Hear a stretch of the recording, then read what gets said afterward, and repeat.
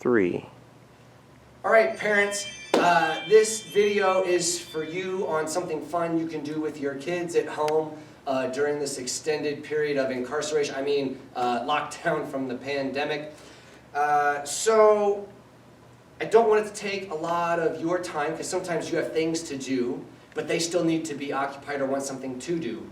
Now, it's a well-known fact and supported by research that boredom is great for kids. They need to have times throughout the day to just be bored. So you don't have to plan out every second of every day for them.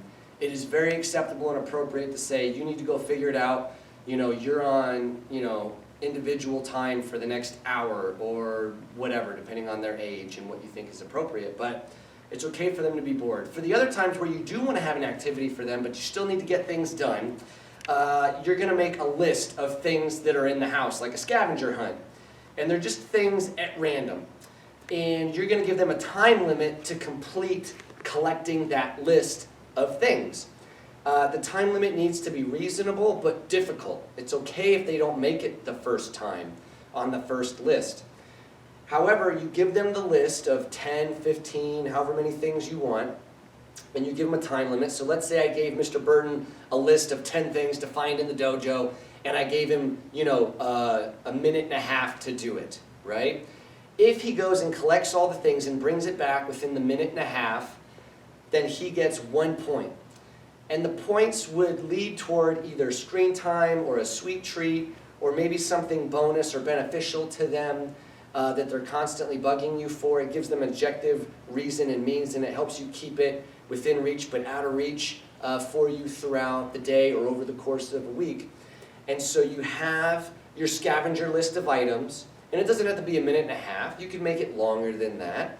But it should be relative to the difficulty of finding the things. And they earn the points. Now, the thing that's cool about this is then you give them a reverse scavenger list where now they take the things they found and you give them a preference order, right, of which they put it back. So instead of just going 1 through 10, putting it back, maybe they have to put it back in the order of 5, 3, 7, 8, 10, 9, 2, 1, 6, I forget if I number in there, but you can give them an order in which they have to put it away that makes it harder, and then again you give them a time limit. And if they achieve the time limit, then they get points towards that reward, and if they don't, then they don't. And it's a good lesson in natural consequences and not always getting what you like, but it's a way for them to engage in activity that's fun for them, that doesn't take up a lot of your time so you can focus on other things you might need to do. And if you want to do it with them or you want it to be more cooperative, you can totally do that.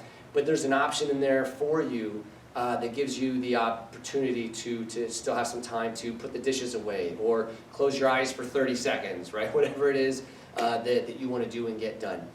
I hope you found this helpful. If you have questions on it at all, give me an IM through Facebook, hit me up with an email. I've got lots of emails to go through, but I am checking them every day and answering them as fast as I can.